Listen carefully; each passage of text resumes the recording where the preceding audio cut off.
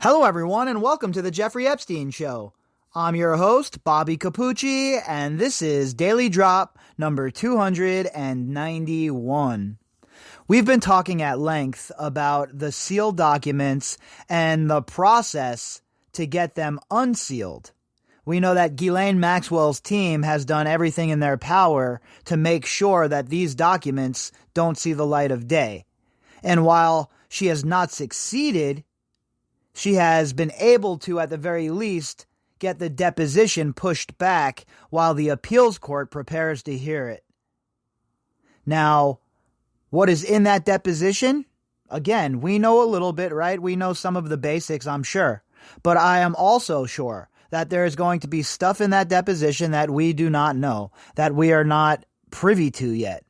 And that is why Ghislaine Maxwell and her team is fighting tooth and nail to make sure that it doesn't get out there for the public to see. They understand the stakes, and they understand that the contents of the deposition and the sealed material in general is explosive stuff. Tonight we have an article that's from 2019. It's from the Associated Press. But what it does is it adds a little more context and it adds a little more meat to the bone for us, right? To understand why they're going so hard to try and keep these documents from being unsealed. And this article tonight goes into that a little bit. It talks a little bit about how there is a lot of names that could be very damaged by their release in these sealed documents because of their role that they played within Jeffrey Epstein's atmosphere, be it enabling or whatever it may be. So there are legitimately hundreds or thousands of names in these documents.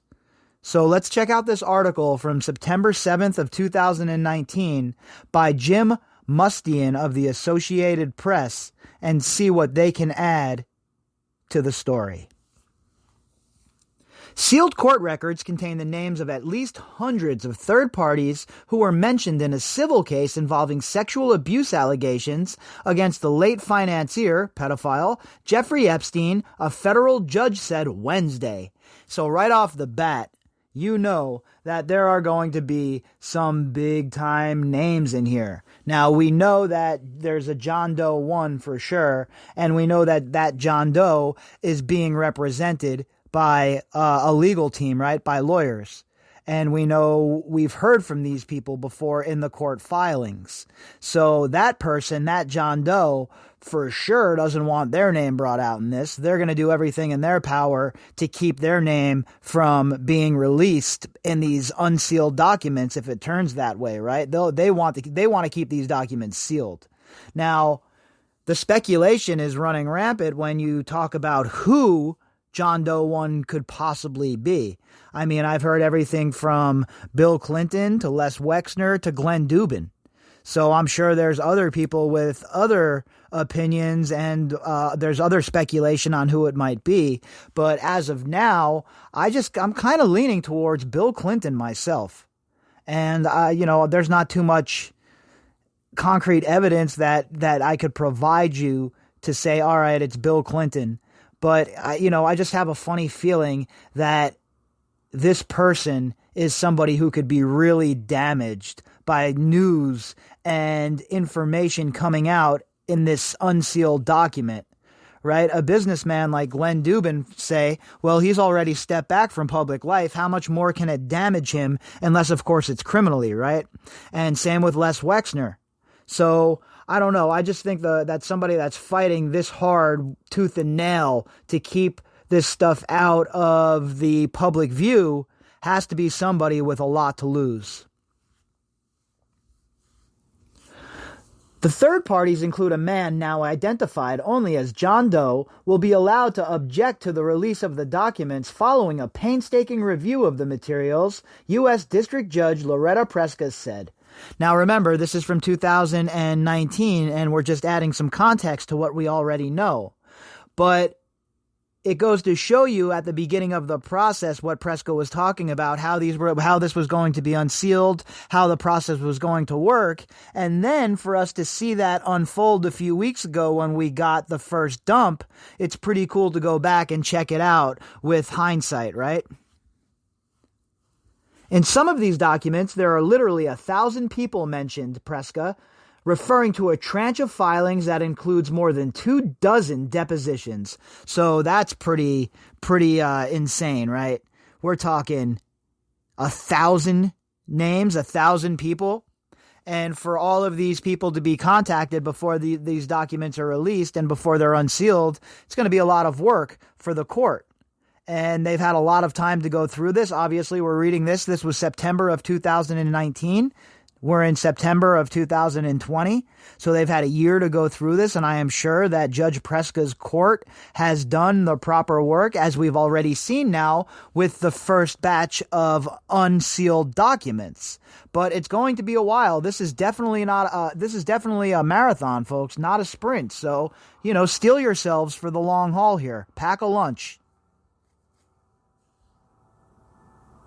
The records also include hundreds of pages of investigative reports, said Jeff Pagluccia, an attorney for former Epstein girlfriend, co-conspirator, fellow child abuser, general all-around scumbag, Ghislaine Maxwell. So there's a bunch of investigative reports in there as well. I can only imagine what those can contain. And I wonder who put those reports into play. I'm sure some of them were from the lawyers, Virginia's team, and some of the other survivors' lawyers who initiated their own investigations. So I'm sure that's part of it as well. But I wonder if there's any surprise investigations we don't know about from surprise sources. And again, who knows, right? It's all speculation at this point, but you would think with the way they're battling to keep this stuff covered up, to keep it from being released, that the contents must be super explosive. There's some work involved in this, he said, of the process the attorneys will follow in determining which names to black out. Preska scheduled Wednesday's hearing after an appeals court in New York ordered her to review the records and release all documents for which the presumption of public access outweighs any countervailing privacy interests. So now remember, this is the appeals court that they're sending the depositions back to. So the appeals court already ruled on this once. They're getting them back again, and they probably have them already. And September 22nd is when they're going to take a look and have a hearing about it. So I would think that the appeals court is going to take one look at this, see that they have already had this in front of them, and send it back to Preska for her to unseal. Now, that's what I would think, right? But when you're talking about the federal prosecutors and we're talking about judges and the justice system, well, nothing really surprises me at this point. It's not clear who is named in the records, but an attorney for a John Doe warned in court papers Tuesday that the documents may contain life-changing disclosures against third parties not directly involved in the litigation. Well, as of yet, they're not involved. Who knows who is under sealed indictment right now? We know for a fact that there is a grand jury impaneled, and we know that they're involved in an active investigation. We also know that that is where the indictment of Ghislaine Maxwell came from. The prosecutors recently stated that that grand jury is still active and investigating. So they might not be involved in litigation in 2019, but who knows if any of these people are under sealed indictment right now. The attorney, Nicholas Lewin, requested the opportunity to be heard on the matter, citing his unnamed client's reputational rights. Now, Nicholas Lewin used to work for the SDNY, used to work for James Comey and Robert Mueller.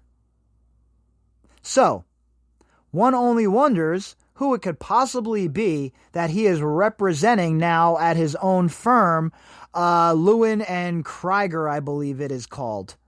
So it is pretty interesting to me to play that guessing game as to who the client could be. And again, with Nicholas Lewin's ties to New York and being ex-SDNY and having ties to people like Mueller and Comey, I'm leaning towards Clinton. So shoot me some emails and let me know what you guys think. Let me know who you think he might be representing. The Second U.S. Circuit Court of Appeals has already made public more than 2,000 pages in the since-settled defamation lawsuit filed against Maxwell by Virginia Roberts, one of several dozen women who accused Epstein of sexual abuse.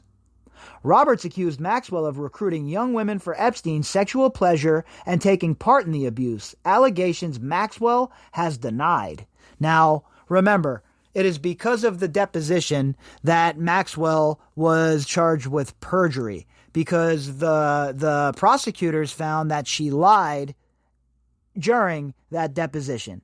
Now, again, we can only speculate what she lied about, but my guess would be her activity with Jeffrey Epstein, right? Her activity as being a participant, and B, well, lying about things that happened that she says didn't happen, but obviously the prosecution thinks that they have evidence of otherwise. So Ghislaine Maxwell, most assuredly, even back in September of 2019, was directly in the crosshairs of the prosecution. Epstein, 66, took his own life last month, allegedly, while awaiting trial on federal sex trafficking charges. The first release of court records, unsealed the day before Epstein's jailhouse alleged suicide in Manhattan, contained graphic claims against Epstein and several of his former associates. Roberts alleges she was trafficked internationally to have sex with prominent American politicians, business executives, and world leaders, some of whom she named in a deposition. And we've been through those names, right? And it's some of the who's who. George Mitchell, Bill Richardson, Glenn Dubin, Prince Andrew, just some of the most powerful and wealthy people in the world.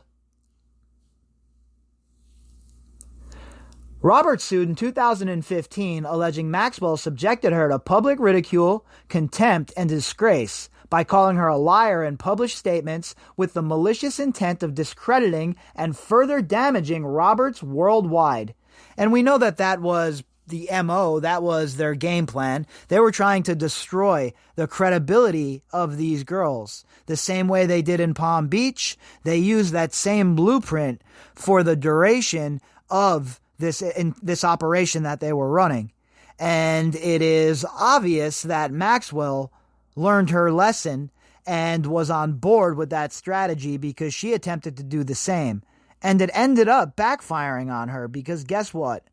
Sometimes, even in all of this chaos, the truth has to matter.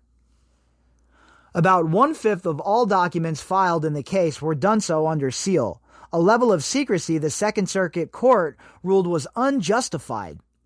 The appellate court, in unsealing the records, issued an unusual warning to the public and the media to exercise restraint regarding potentially defamatory allegations contained in the depositions and other court filings.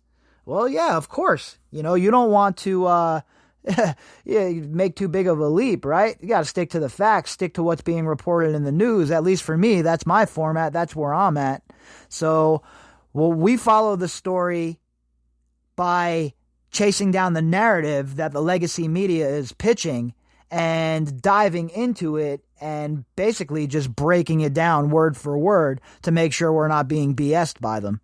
So I understand why the court would be worried about defamatory allegations contained in the depositions, because, right, this is explosive stuff.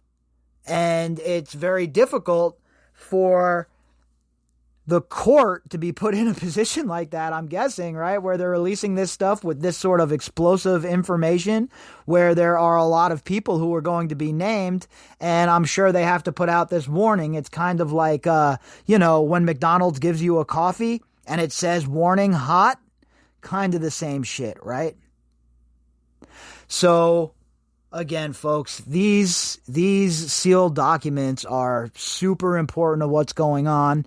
They are very, very important to what the defense thinks that they can do as far as their defense in the criminal portion of this case. They really think that if they can keep these under seal, that it will go to help them keeping Ghislaine Maxwell out of the clink for the rest of her life. But I don't think that they really have a chance of keeping this stuff sealed at this point, especially considering it's the same court, like I was just saying, who already told Preska to get the ball rolling and unseal all of this. As far as Maxwell's team goes, you don't expect anything less from them, right? This is what you would expect. This is the kind of thing that you have to do as a legal team. You try everything you can possibly do. But folks, I do not think it's enough. I don't think Ghislaine Maxwell has the ammunition to show up to this gunfight. And I think before long, we're going to hear a lot more about Ghislaine Maxwell and her legal team attempting more stunts like this, because she doesn't have a defensible position here. There isn't a real proper way for her to defend herself because the facts are just not on her side. The evidence is piled up a mile high against her. So her lawyers, they're reduced to loopholes and this sort of thing. And I think we're going to see a lot more of that moving forward as the proverbial noose tightens around Ghislaine Maxwell. Now, I really expect her to go into panic mode the second we see one of the core four get arrested or one of the other co-conspirators. Because the second that person is arrested, they're going to be offered a deal to testify against Ghislaine Maxwell. Because Maxwell now is the head of the table. She's in the leadership role. So all of these other people that are going to get swooped up in this with these other indictments are going to be pressed to rat out Maxwell. So Maxwell's operating on borrowed time right now as well if she wants to make a deal.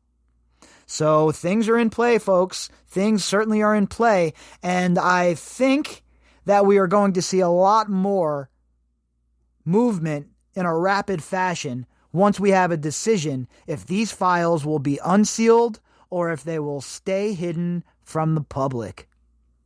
If you'd like to contact me, you can do that at bobbycapucci@protonmail.com. That's BOBBYCAPUCCI@protonmail.com. You can also find me on Twitter at BOBBY_CAPUCCI. The links that go with this episode can be found in the description box. And as far as my emails are going, I am almost done and through, so if you have not received a reply from me, expect it in the next day or two. All right, everybody, I hope you all had a great night, and I will be back tomorrow, and we'll start the process all over again.